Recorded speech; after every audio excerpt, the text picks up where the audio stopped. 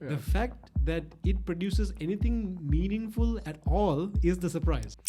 And all the different methodologies that came out of that era was just sucked. Predicting something, and knowing Yes. how some Exactly. there's a real difference. There's Damn, that's really interesting, man.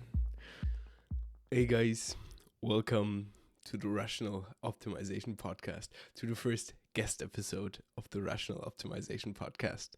My guest today is Udesh Habaraduwa. Sorry if I pronounced it wrong. I hope this was right. He's a friend of mine. He is a master's student of cognitive science and artificial intelligence. And every Saturday he tries to choke me out in Brazilian Jiu-Jitsu. And yeah, to say something about him, he's a man with a truly incredible work ethic. Like 100% respect from my side. He's like, if you want to know someone that is able to do the work, then he's the one. Like when you go to library, you know, this guy is there. He's like working. He's able to do what he wants to do, and I truly respect that. The conversation today was about induction versus deduction, and don't tune out that I can explain what this means. So in science we have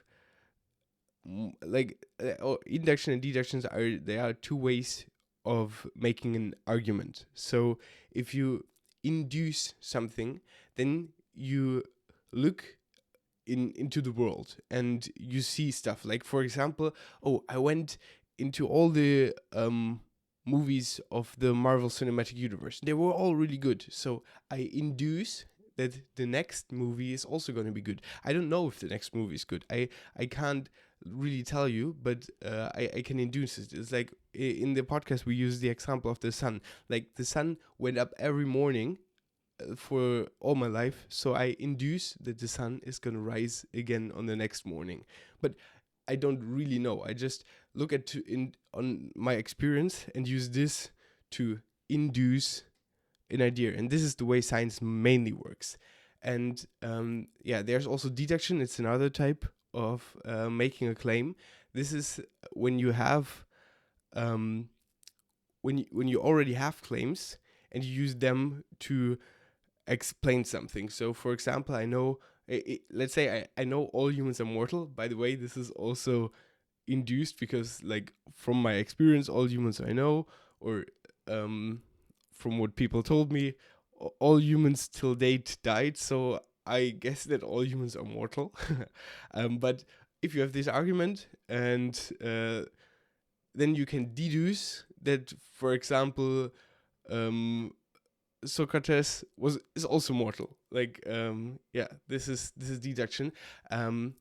Okay, so in this podcast it was mainly about induction, so making theories from what you see,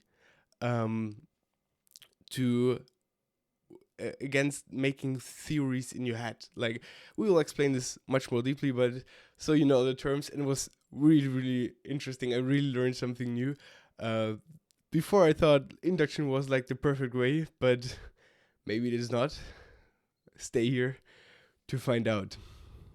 Enjoy. Shit, and I forgot, he also has a podcast. It's called the One Deeper Podcast. It's mainly focused on artificial intelligence.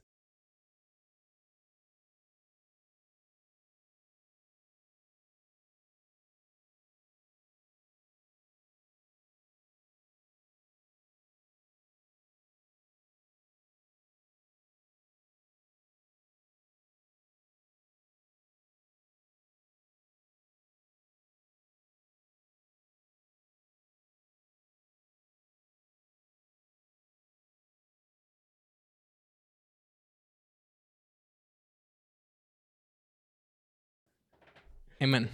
What's up, buddy? What's up, buddy? How are you doing? I'm good. Nice. How are you? I'm good.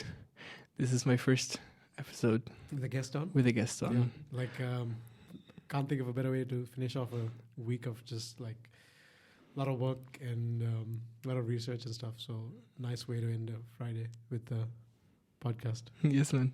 What did you do this week? So this week, the first part of the week was spent thinking about a problem that I recently stumbled into, and trying to understand it a bit better. It was about the problem of making generalizations, right? Coming up with rules from a small handful of examples. Okay, so Induction. Are you familiar with the term? induction? Yes, Induction, yes, right? yes, yes, of course. So there's this sort of, it's kind of old. So, but there's this idea that you can generate knowledge about a general rule, or like you can come up with a general rule or a general function that will describe the future, right? Or unseen examples from a few collection of examples. So this is sort of like Is making theory, like So induction. this is the idea that you can do that, right? That you can generate rules for everybody based on a small sample. Yeah, like basic making. Yeah, Okay. but there are limitations with this. Yeah. So one of the major limitations, like the limitations around this was first clearly articulated by David Hume in the 1800s. Yeah. I know. I learned from a psychology course him. Yeah. So he articulated this problem called, and it's called the problem of induction, which is basically that it is logically irrational. It's irrational to claim that you can say anything about the future or anything about samples that you haven't seen by making a rule from just the samples that you saw. But wait, why is this like if you have like a random sample? Yeah. You can at least say it's probable. Yeah, like, it's probable. You can say it's 100%, of course. Yeah. So, like, and do you see why that is? Why is it the case? You can't know. Like it's possible that I open this door and when I go outside, there's like a pink unicorn and right. Yeah. Yeah. Exactly.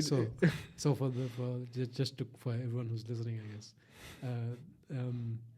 the problem is that, for example, just because the sun will rise every day, because the sun has risen every day for the past as long as we've existed, it doesn't mean it won't rise tomorrow. It will rise tomorrow, right? Yeah. So this is actually a really nice example because we know that at some point in the future, billions of years from now, the sun will not rise one day. Yeah. Right. But True. But how do we know that? Like we guess. I don't know how we know that. It's just gonna. It's not based on induction, right? Because if we based our knowledge on induction alone, we would think that the sun will. Yeah. No. But isn't my question to you is how do we stop? do Is it a deeper? It's like induction and then deduction again, because it's like we found different things through induction, like that the mass of the sun is like, or like we found rules for how long something like the sun is gonna burn, and that it's gonna like consume itself. So after some time, the sun is not gonna keep burning. So we induced those goals, those rules. Did we? Yeah, by experimentation, I think. So that's the thing. So one of the common, so according to some, right, some and people who I agree with, right, Yeah, you don't come up with theories through induction. So the idea that you see a bunch of observations and then you think, from the observations you derive a rule for why that might be the case. well, that's Okay, in our class we learned exactly this is the way you get theories. No, Yeah. this is so I'm going to present you with an alternative, right? Okay. The alternative, which was proposed by Karl Popper. Well, it was not proposed by proposed by Karl Popper, but it was formalized and better described by him. The idea is that that's not how science works. You generate some hypotheses. Yeah. Okay, some ideas. Okay, about what might be the underlying reason for this thing to happen. Okay, so for example, let's go back to this. Let's go back to the sun burning out, right?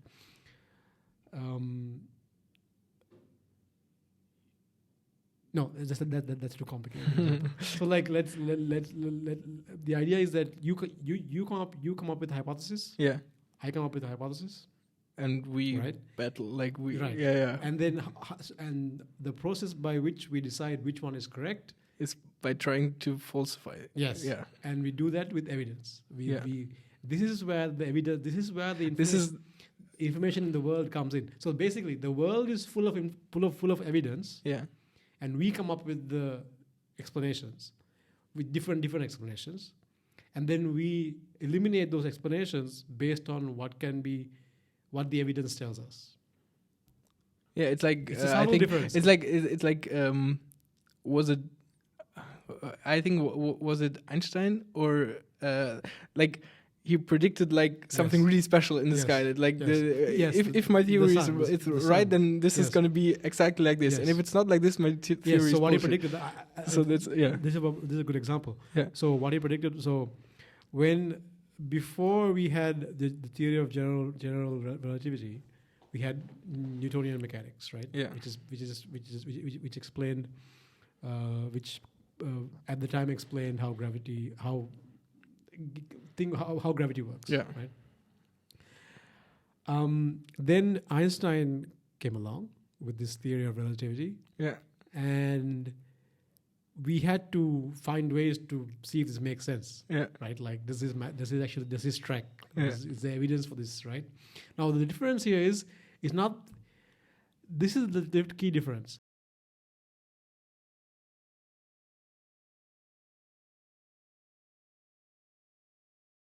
He didn't live in a different planet. He didn't live on the sun, right? Yeah. He lived on the same planet.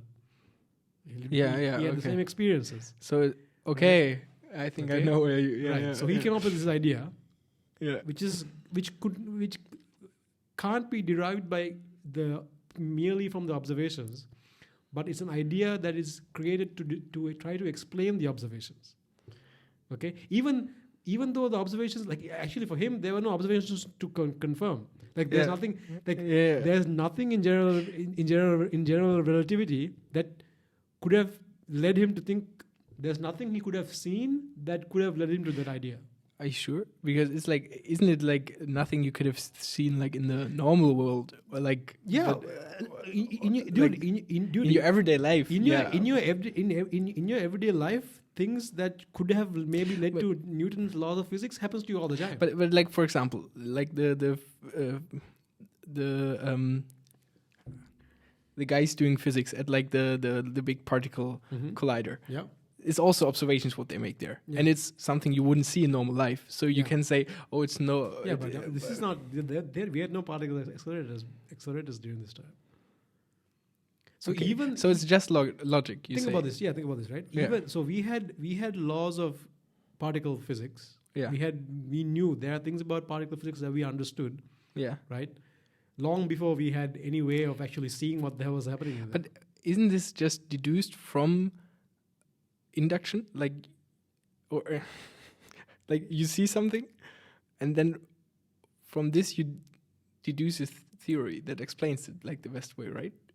Or no? I don't know. No, you don't deduce this theory. You deduce. Yeah, it's the other way around. Yeah. You come up with a theory, and then you look at the evidence to say, okay, well, can I? What does the evidence say? So let's go back to the example of the sun, right? Yeah. Of Newton's experiment of confirming general relativity. Yeah. So there was nothing in. So they had to come up with a way to get evidence to falsify or confirm either way. Yeah. There's no way to confirm, only falsify. Yeah. Right? To see if you can falsify this thing. Yeah. Now Newton's theory of relativity predicts that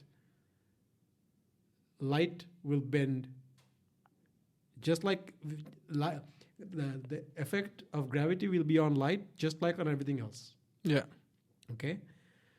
But this wouldn't be the case if Newton's mechanics were the underlying mechanism. Okay. Because for one thing, light photons don't have mass. Yeah. So after Newton, they would not Yeah. be affected. Yeah. Right. So if instead it was an effect on space-time and you're just curving space, Mm-hmm. then we need to see this somehow, right? So we need to see this effect. We need to see this on the effect on light somehow. Okay. Okay.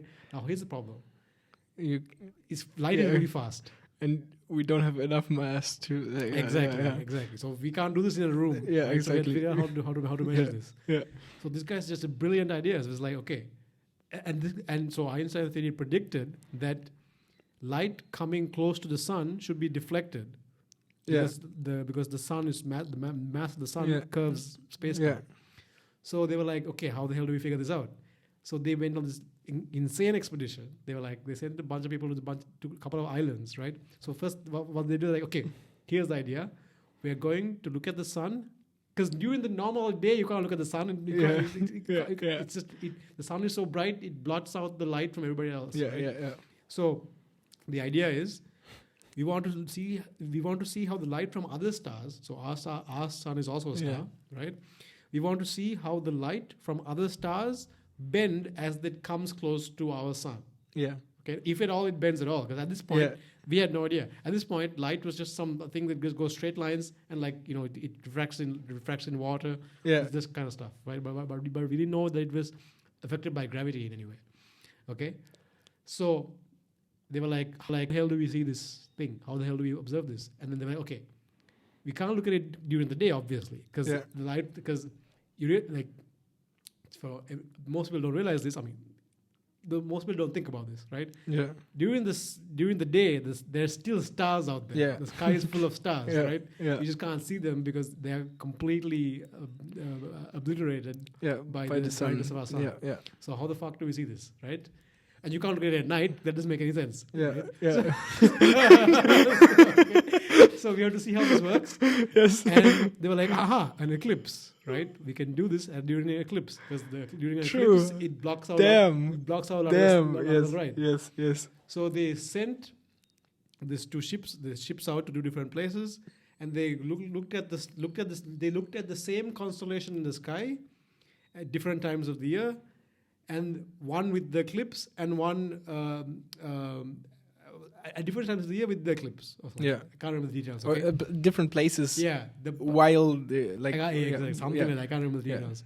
But the gist of it is they should be able to see that the light of stars that are really far away, bends around. as they come close to the sun, they should deflect around to make it look making it look like some stars were like pushed aside, right? Yeah. From the other times, and then you just calculate the difference between the two images, and then you and see if they're deflected. Then That's evidence, it's like, right? Yeah, and if they're not, that's evidence as well. No. Yeah. It is.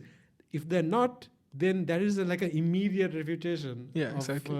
Einstein's Yeah. theory, right? Like, so imagine that experience. You see Yeah. it and you're like, holy shit.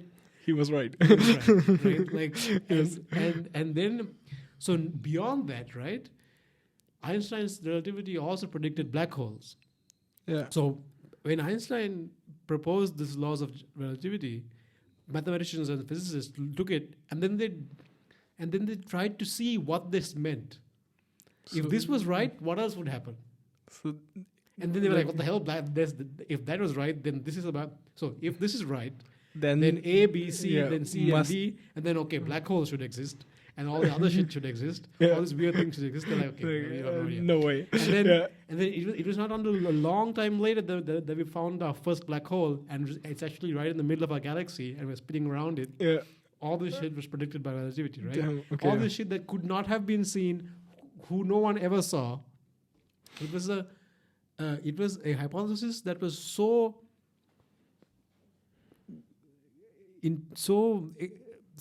good Yeah. that it not only did it explain the things that you saw already around you, But also, it predicted things that you haven't even seen before.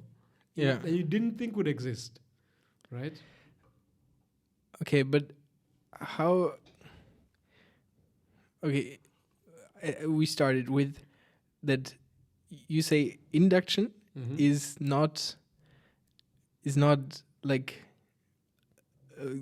there's a better way to gain knowledge than induction. No, but So this is the only way to gain knowledge, apparently. If you listen to like Karl Popper and Hume. And so it's like logic, David Deutsch. just pure. Yeah, the thing is, we have no good answer. The thing is, how did Einstein come up with relativity? By We have no good answer for this. It's not a trick question. We have no idea. How do we come up with any good explanation? getting experience thinking about the like I don't know. Think like, about the explanation of DNA. Yeah. Before it was discovered, it was predicted before it was discovered. Right? You can't. You don't see it. You don't know it. But you have this idea. It's like okay. It's like but it's not like the exact idea of DNA, but there is something that gives you. Yeah. It makes you like. Yeah. So, like, when you make a hypothesis. Yeah. So, let's say you make a hypothesis. Yeah. Right?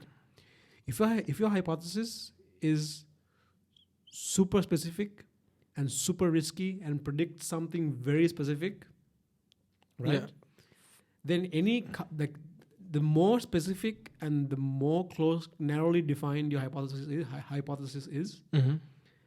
the more devastating counter examples for it are. Yeah.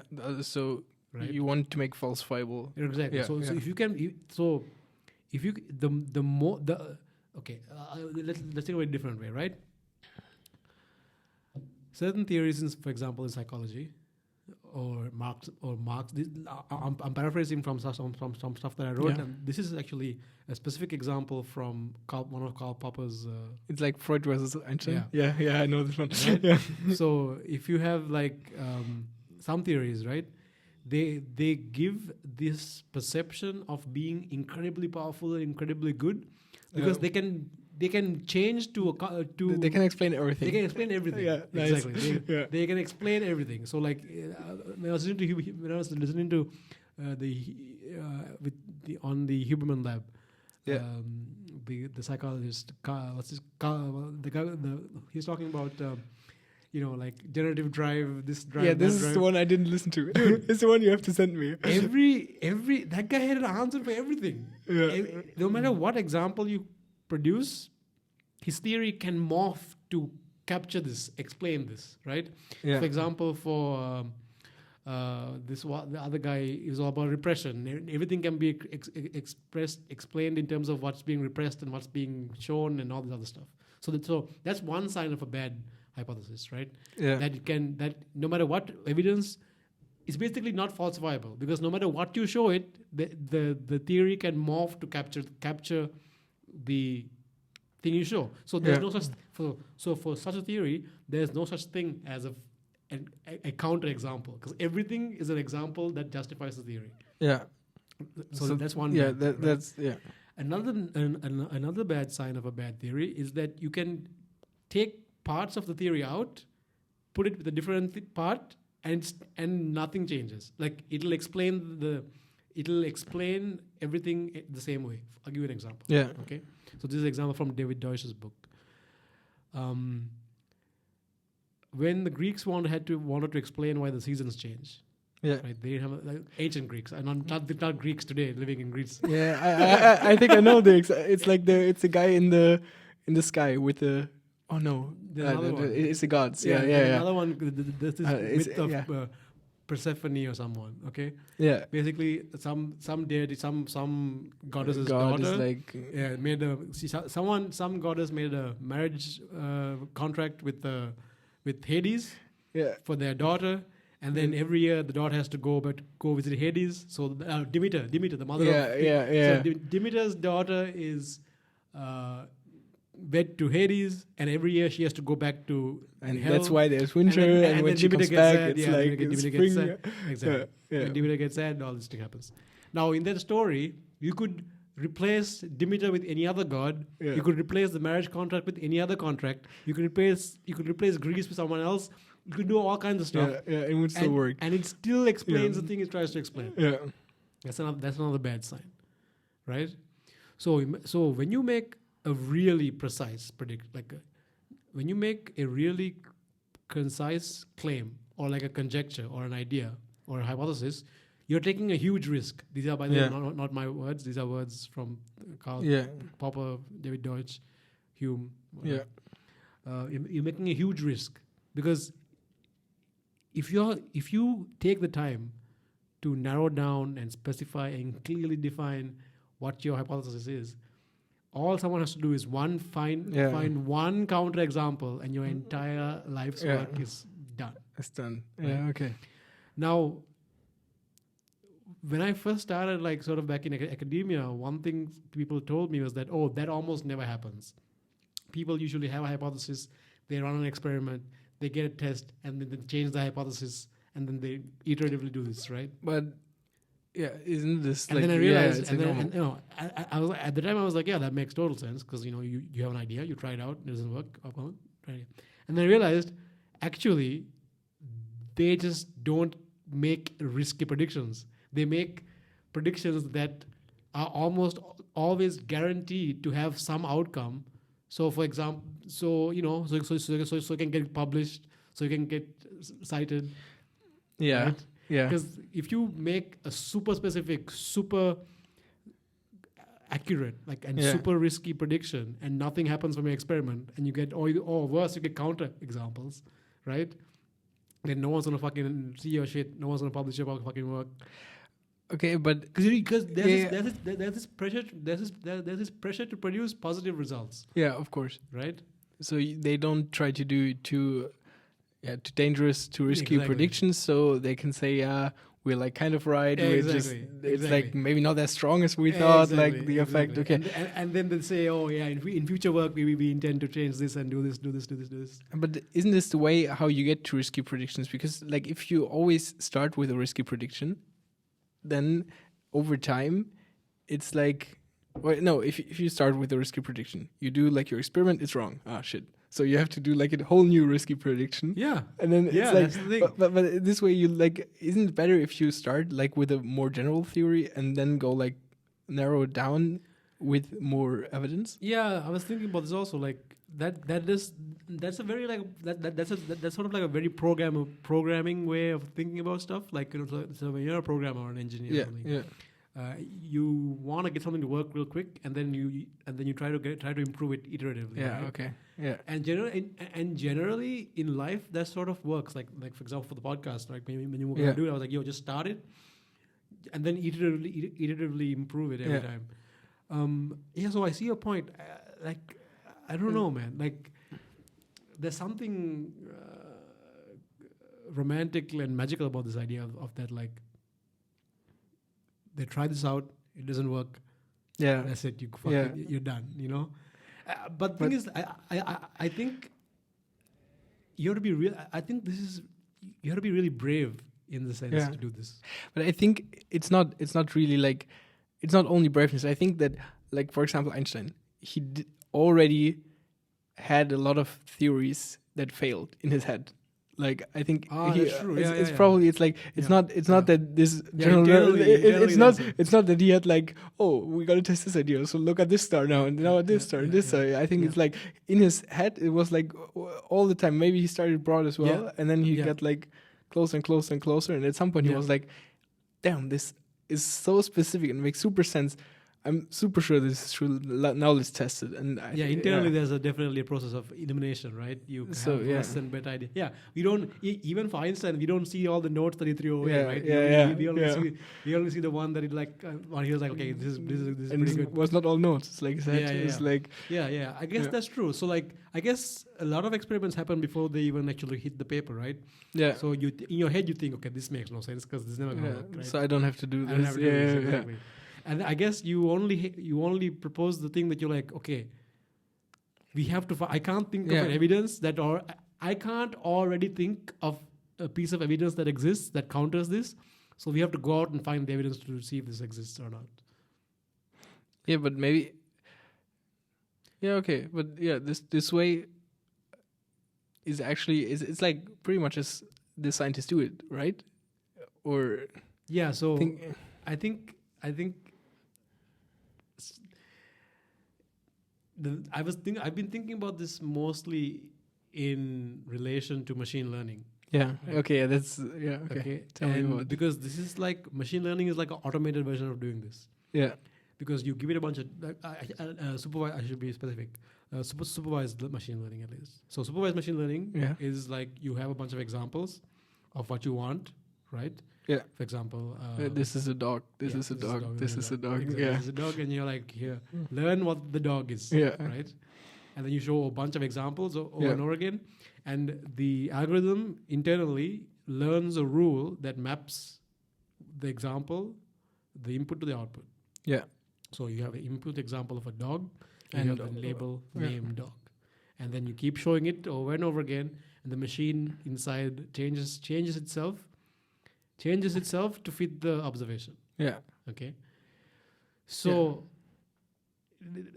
it's like a scientist, like one of the things that you tell scientists not to do is that don't make a hypothesis, do the experiment, and then change your hypothesis to match your results.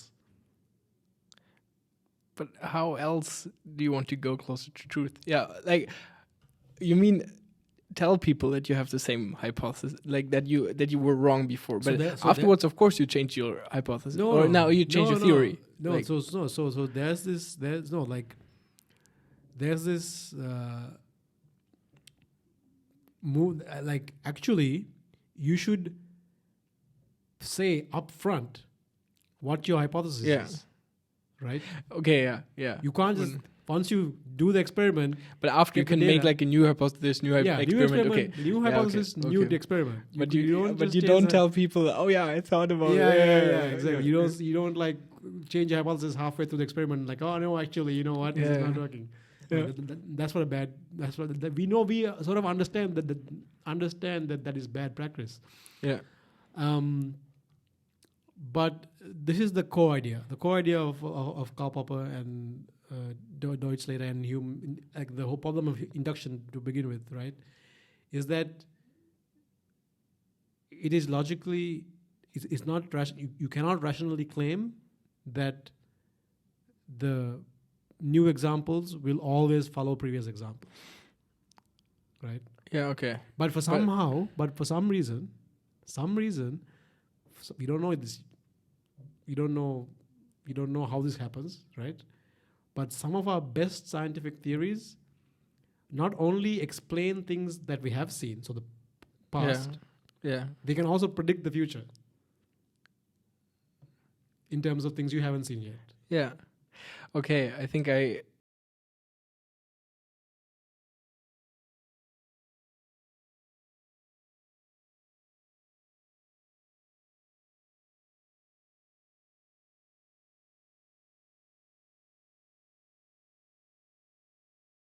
Or least squares, okay? Explain Okay. just short. So if let's say, so the method of least squares is basically you have, let's say you have a collection of you go to your classroom, Yeah. you go to your class, you have psychology class, Yeah. and you say, okay, there are 150 people here. Yeah. I want everybody's height. Yeah. Okay, you collect everybody's height. And you also say, I want to collect everybody's the length of everybody's feet. Yeah. Okay. Yeah. Right. Now you have two variables. You have the length of everyone's feet and their height. Yeah. And what you're interested in is the relationship between the length of their feet and their height. Yeah. Okay. So and you want to find this relationship. Okay, so you And have it's just like two variables. Okay. So it's like I think it's called a correlational experiment. So this is a correlation, right? Yeah. You're like, okay, and correlational study. So sorry. You have one. Yeah. You have two columns, and you're like, and then you go on the board and you plot. Literally by hand. You say scatter plot. Yeah. Yeah. Like 170 foot size, 165 foot size. Yeah. And then you blah blah blah, and you're like, there's a pattern here. It's exactly what we learn right now. Actually, it's like So, a method of least squares is the way to find the line, the straight line that fits all of the points the best. Yeah. Right. So you have this bunch of little dots on your board now, and you want to find a line through those dots that is the best line. Yeah. Okay. The best line to predict. Yeah. So how do you predict? So how do you define the best line? The best line is the line that minimizes the distance to all dots. Yeah. Exactly. So each point is not that far from this line. Yeah. Right. And the method of least squares is a way of, with every example, so you have so you're like, okay, so you think, this is a line. I want a line. Okay. Yeah. And the line is very specifically defined mathematically. Y equals mx plus c. Okay. That is the line. Yeah. Okay. So if you have y equals mx plus c, the value of, so let's say in this example, y. Damn, that's super interesting. In Germany, we would say ax plus b. Yeah. Y equals mx plus c is some other shit. Same I was really confused. Yeah. Okay. Y equals ax plus c. Yeah. Okay. So let's say y in this case is the height. Yeah. X is the foot size. Yeah. And c is a constant, like where the line falls. Yeah. Okay. Actually, we can ignore c, make it easier. Let's just say y equals mx. Yeah. Okay. Y equals ax. Yeah. Right? Now you want to find the value of a that is the best value. Yeah. That defines this line correctly. That is like closest to all dots. Because now we've agreed that a line is defined by the equation y equals ax. Yeah. Okay, let's forget the c for now. Yeah. And you want to find the best value for a. Yeah. Right? And you do this by looking at each example, and with every example you adjust this a little bit, up and down, up and down, up and down, up and down, until you get the right one. And how you do that? So you feed example after example. Yeah. And you pick a value of a, right? And then you give it a value. So you have a pair, right? You have a foot size height pair. Yeah. So you can like y and x. Exactly. You can put so it in. You give it x. Okay, I understand. And you see what the y is. So then you can adjust. You adjust it. Yeah. If the y is too off the actual y, you fix it. Like for example, if somebody is like 2 meters tall and 10 centimeters are his foot, like his feet, then a would be 20. Yeah. And then you do the next one, and then a is like maybe 18, and then a is 19, and then it's like, and you always go closer to like the relay. Yes. You adjust a until the error gets really, really small. Yeah. Until to a point where you accept it. Yeah. Like, this is good enough. Yeah. And then you end up with the line. Yeah. Right. Now, imagine you did the study, and you find this line, and you're like, there is a line, and the line is defined by a equals 2.8. Yeah. Okay. And this is the line and this explains with the 0.9, 8.5, whatever, the correlation. Yeah. Whatever. It explains the variance, right? This you can use this line to predict other people, foot size of other people when you know the height, or other way around. Yeah, exactly. issue is you cannot, with this line, you cannot claim that it will always be right, Yeah. right? Because you're It's not. It's just likely. It's like probably you're The gonna value be of the- in this exactly the, area. the like- value for A that yeah. you found in this line is defined by the sample that you got. Yeah. Yeah. Okay. So, for example, for a long time, people thought that there were only white swans. That Yeah. black swans didn't exist. Yeah. But this is because no one had discovered Australia yet, Yeah. right? Yeah. So, when you induce something, when you induce a rule, in this case, You can never say 100%. yes, we induce this rule that this height is defined by this line, but it could be wrong, Yeah. right? Eventually, Yeah. Okay. okay. Yeah, I understand. Actually, in my note-taking system, I explained, like, I have the proposition notes, and they are like, okay, is something that can be true or false. And whenever I have an induction, I can't give it, like, I have like a percentage I give it, how Yeah. likely I think it's true. And I can never Yeah. give it 100% Yeah. because I know when it's induced, it's like Yeah. never. Actually, I have no note. I have only one note where I'm 100% sure that it's true. Yeah. It's like What's that? something exists. That's Something it. exists. That's true. It's we the know only that's thing. no- I can't even say that I exist because I don't know what I is. I like think therefore I am. yeah. I mean, that's actually. I think even this one you can find arguments against. No, it. thing is, it's hard to argue against existence because, like, yes, something exists. exists. 100%. Yeah. Like, Yeah. because I'm 100% sure that something exists. Because if nothing existed, it What is would this? be different. What Yeah, is this? but Exactly. I can't say that I exist. Right. So Anyway, yeah, let's get back yeah. to this point, right? Sorry. So now you derive this law, this rule. Yeah. Now this is the difference. Okay, you have this relationship between foot size and height. Yeah. This thing you derived from experience alone, right? From Yeah. just looking at the examples. Okay. Yeah. So you can say something about probability. Yeah, you can say there's a really linear relationship between height and foot size, but it tells you nothing about why that is. Okay, but isn't it because it's a correlational experiment, a correlational study. If you would do an experiment, okay, this is maybe not a good example to do an experiment with, but what do you want to know? You want to know why this is. Yeah, why? So it's like, explain this to me. Why is it that this relationship? Why is okay, it? true. Why does this It pattern just is. exist? Yeah. It It just tells you nothing about that. yeah, you just know that this relationship exists. Exactly. It doesn't tell you anything about why, how it came to be, why it's this.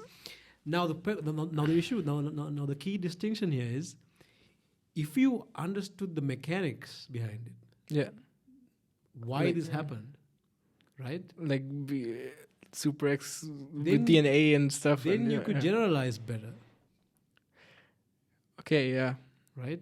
Yeah. Because if you understood the step-by-step process by why this happens, And you can say, okay, it's like a mixture of like your genes, your Yeah. nutrition, Yeah. your yeah, I don't know if you exactly. do handstands, it's like Yeah. different, and like you have like a super Yeah, precisely. So explanations that come out of there's something qualitatively different about those two explanations, right? yeah. A relationship alone is not a good explanation. But okay, yeah, a relationship is just. But don't we build our explanations from the relationships we see? Yeah, Yeah, I think so. yeah. I think no, I'm not saying this is a bad approach. I'm just saying that the process of generating new knowledge is not by looking at relationships. It's us that we come up with the explanations, Yeah, and then we eliminate good explanations from bad explanations by the evidence that we find.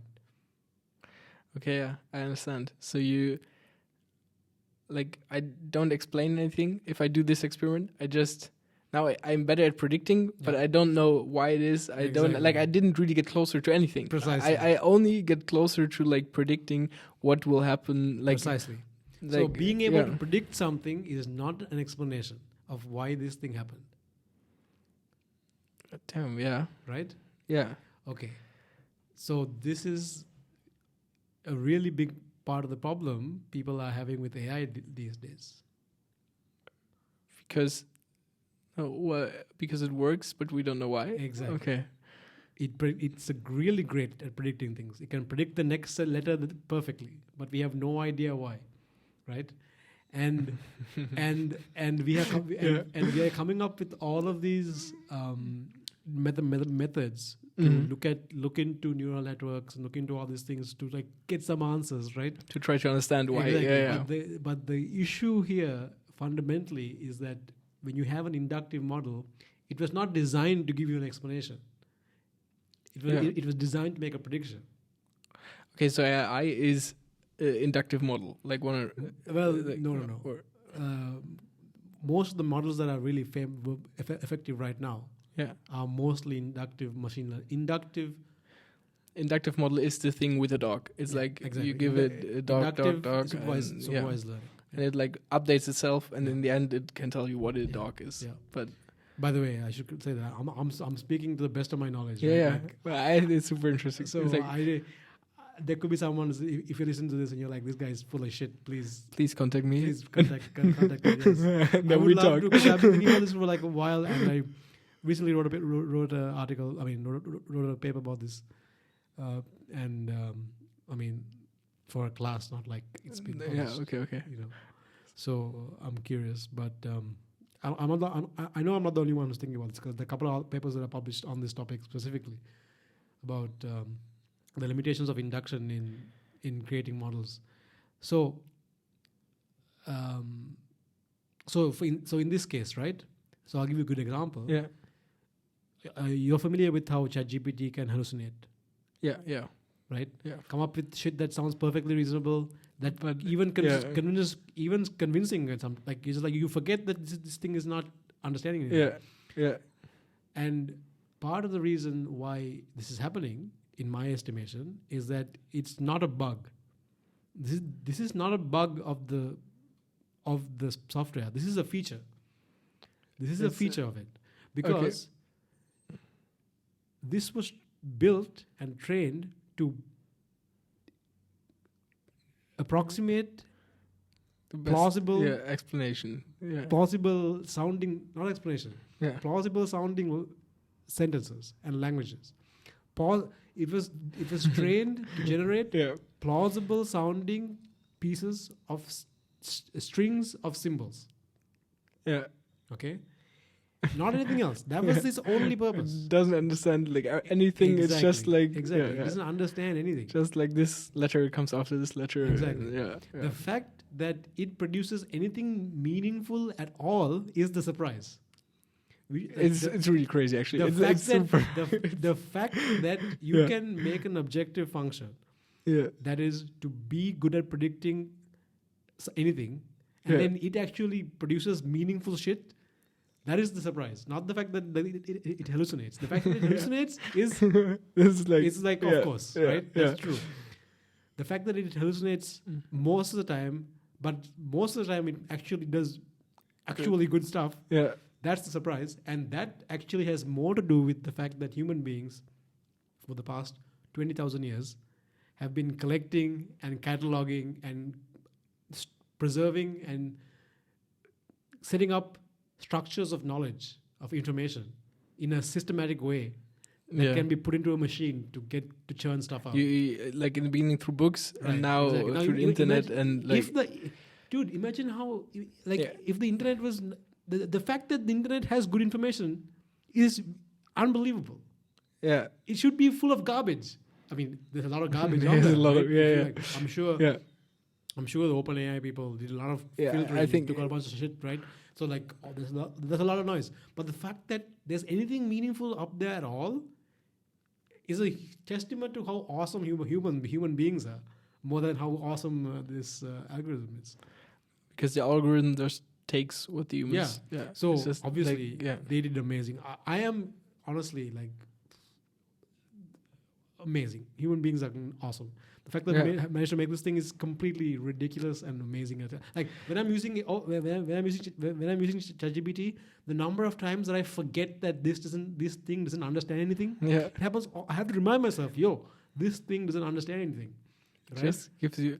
It's really crazy if you think about it. Yeah. It's just like... Yeah, it's just giving you like the next. So we are fundamentally different than this thing, Yes. we humans, Yes, because we fundamentally. have the opportunity to. Are we really fundamentally different? You think, because think it's so.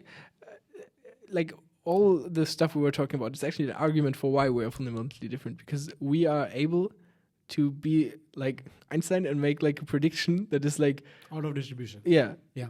it's Exactly. like, ChatGPT cannot make a prediction like that. Try. Ask it to do. You can try. You can test it out. You can say, come up with a novel solution that bridges the gap between quantum mechanics and general relativity. It keeps giving you stuff yeah. that has already been discussed. Okay, so it doesn't even have like random ideas. Yeah. It's like no. If you ask it to come up with a story, a plot, Yeah. like a fictional story, it will still do a lot of fictional stories that are like in this case, we'll end up talking about quantum gravity and stuff like that, Yeah. which is like a theory that the people have been talking about. It's not able to generalize out of distribution. So wait, generalized out of distribution. What does it mean? Distribution Like, means out of so it's trained on a certain sample of data, yeah. right? And if you ask Okay, it something out of that distribution, Yeah. It will See, still give you something from this data set it was trained like on. Yeah. The beauty, like a traditional machine learning thing can be falsified quite easily. But the Yeah. beautiful thing about ChatGPT is like, no matter what you say, it gives you a plausible outcome. Yeah. Right? Because the plausible outcome is that give me sensible things, tell me something sensible, right? Yeah. And everything sounds sensible. Yeah. If you say it Because properly. the sentence make It doesn't make yeah. sense, Yeah, right? the sentence make, That's the power of language, not the power Yeah. of GPT, right? Like you can express a completely wrong idea in a completely plausible, Yeah. reasonable way. and GPT is really good. Yeah, In doing really that. good at, Yeah. really good at doing that. But it's way Mm. better than I mean, it surprised a lot of people at how good it works, right? Yeah. It's like when it came out, people were just like, "Whoa, what the hell?" Because we didn't think we were any closer to this before. But Yeah. I think I wouldn't be the only one to say that. See, being a skeptic is easy, Yeah. right? Like, because this is not a risky prediction. Well, it kind of is, but like in this line of thinking, I've been thinking a lot about making the things I say and making the conjectures I make Mhm. them a lot more risky. Like have them like be super defined and super narrowly specified. That like That's what I do. yeah. Have to do- I try. Yeah. Yeah. Exactly. So like the fact that this thing works at all is unbelievable. Okay. So, but you would say that it's not possible that we like improve it and it suddenly starts to like understand. Yeah, Like, that's the thing. I this don't is think you like- can. Okay. I think, and I think that's fundamentally rooted in the fact that this is fundamentally rooted in the problem of induction. Okay. Because the thing we talked about, like it's not Exactly. possible for Exactly. like there is a difference between inducing something and like really creating a new idea. Yeah, But it's like this creating a new idea is so weird. Exactly. It's like exactly. it's so You like don't where understand. does it come from? Exactly. It's like you're hitting this on the head. Exactly. yeah. We don't know. We don't have a good explanation of how we do this. Can't like a hypothesis like a hypothesis would be that it's just like another level of induction. So we just like Einstein, he looked at the world and he saw stuff and he was like, how can we explain? Like, Yeah, but think about this, right? was there really no evidence for his idea of general relativity? Is it just like from his head? And he was Yeah. like, nah, I can't imagine. Was there anything No, wrong no, with no, Newton's of course. Newton's theory? There was for sure was something wrong that he had to explain. Like probably like the planets were moving different or so, I don't know. No, Or Newton's nothing. laws are excellent with the planets. Yeah. Yeah. At least in our scale, Yeah. from looking at their point of But view. but, but I, there must, like, I can't imagine that like Einstein just like sat there. Like, probably we should like research this, but yeah, I'm pretty sure. I don't think I'm going out in a huge limb right now yeah, by saying that we could have everything we have right now just on Newton's mechanics. Like day-to-day Yeah, life, okay. like Yeah, cars, yeah, yeah, car, like flying cars, all this stuff. yeah. Nothing to do with relativity. Because first of all, you don't move Yeah. fast enough. But I mean, like Einstein's idea, like there must have been something wrong. So because I see what you mean. because I can't imagine that he just like sits in his room and is like, I'm just gonna think about a different explanation for all I'm this. sure. It's like, but there was No, you're probably probably like right. like a Probably- little there's something thing that he tried to explain. So it was like a something that he. Let's like- ask. Let's ask. Let's Yeah? ask. Let's ask. Should I wait? I can. ChatGPT, right. So I'm not logged in anymore. I can do voice chat. Right. Nice. Okay. Was there something missing in Newton's laws of physics that Einstein had to explain?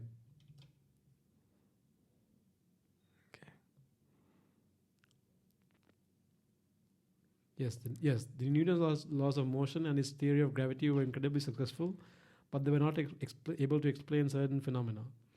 Einstein's theory of relativity addressed these limitations, specifically constancy of the speed of light.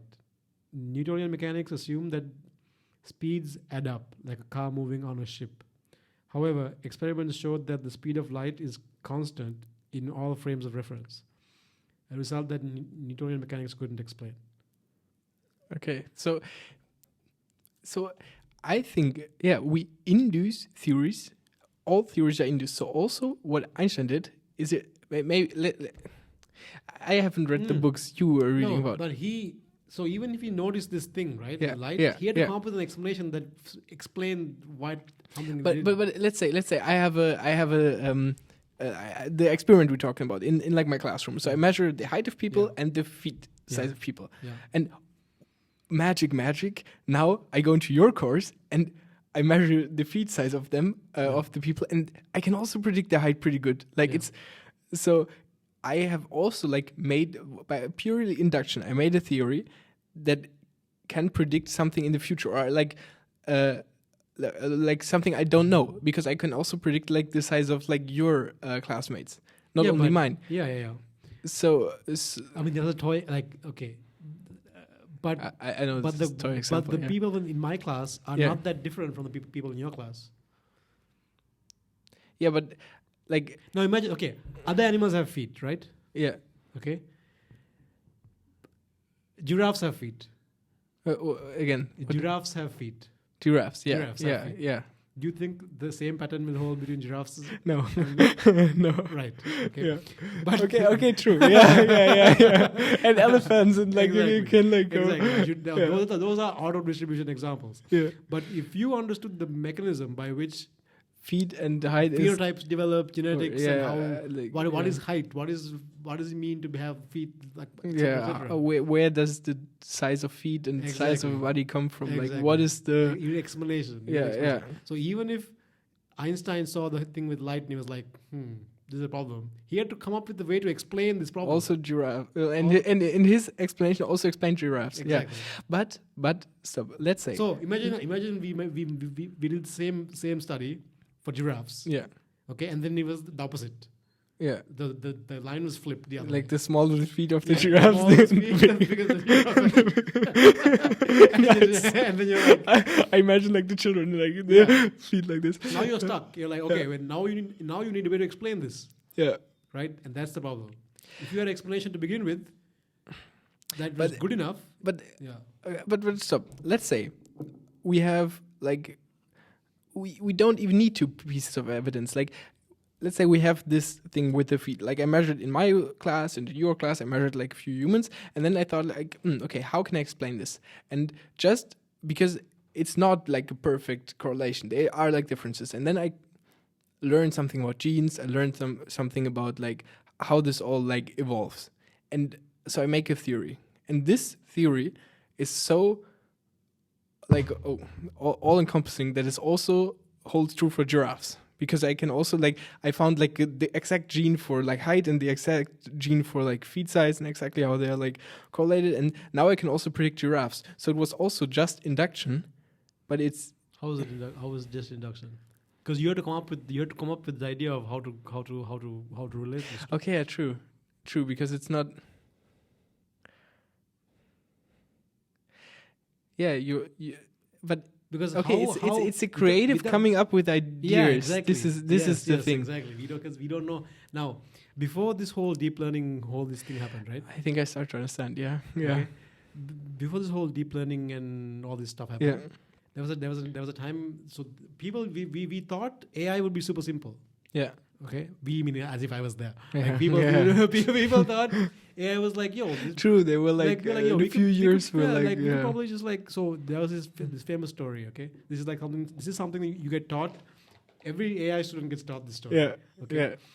So in the 50s, somewhere in the 50s, all the smartest computer science AI champions, right? Yeah. So like Claude Shannon, Minsky, They made like the homies. yeah. Okay, they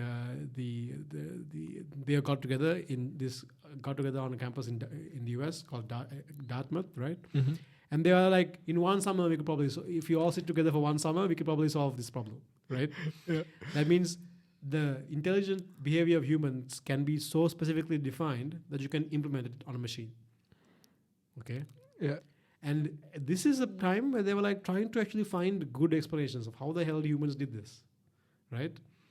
And all the different methodologies that came out of that era was just sucked. Like we got nowhere. Like controlling, we couldn't recognize a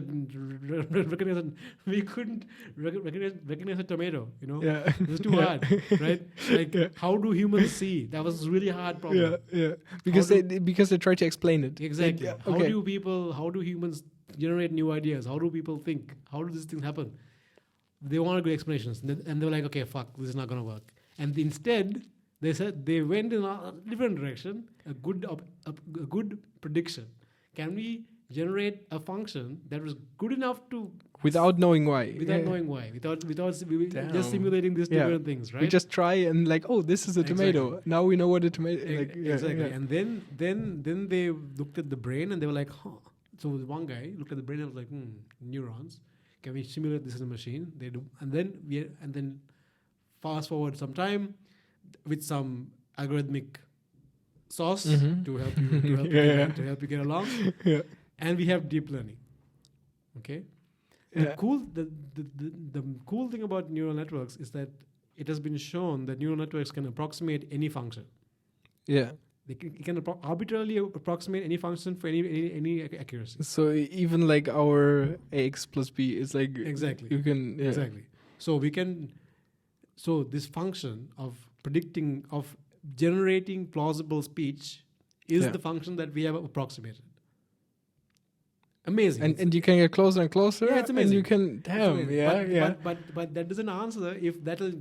But there's no reason, because it's induction, that should then jump to come up with creative ideas to solve problems like, Einstein did. There's no reason to expect that to happen. But we don't know. Like maybe we don't know. But there's no reason to expect. There's no reason to expect that should happen, because there's there's never been a case before. I mean, exactly. We can't induce. So people claim that there might be something like a complex system, phase change situation. Yeah, exactly. This is enough data, and then suddenly jumps to this consciousness / generating new expression stage. I hope so. Yeah, I really hope so. This would be nice. This would be nice, like, because that would be a much easier problem to solve than coming up with. Because if anything, what we've learned in the past 100 years is like human beings are super fucking complicated. Yeah, and we don't understand half the reason why half the things in our brain goes right. So if this phase change thing would happen, then we would just like lucky. Yeah, we would just like lucky. Oh damn, we just found a way to build it. We don't know why, but it works. Like it's like we have exactly. So this is like kind of thing that people are worrying about AI. Like, oh my god, what if we don't know what's going on? I'm like, come on, we don't know what's going on to begin with. Yeah, So yeah. So we don't know what's going on for a lot of like most of the things Yeah. we do. It's just like, Yeah, we don't. it's just, that's really interesting. I never thought about that. There's a difference between predicting something and knowing Yes. how something, like Exactly. there's a real difference. There's a real like, difference. okay, I know I can predict how tall you are from your feet size, but I don't know how this, Exactly. it's like, There's a difference. damn, that's really interesting, man. Okay.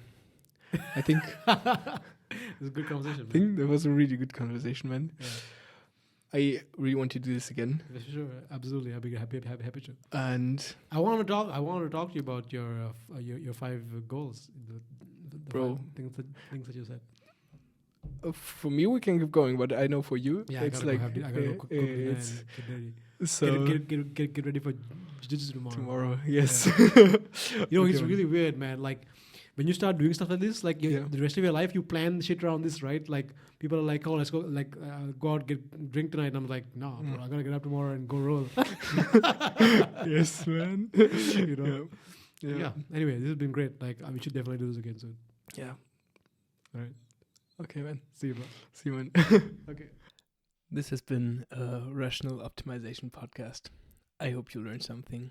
If you want to make me really happy, leave this podcast a 5-star review. Thank you very much. See you in the next one.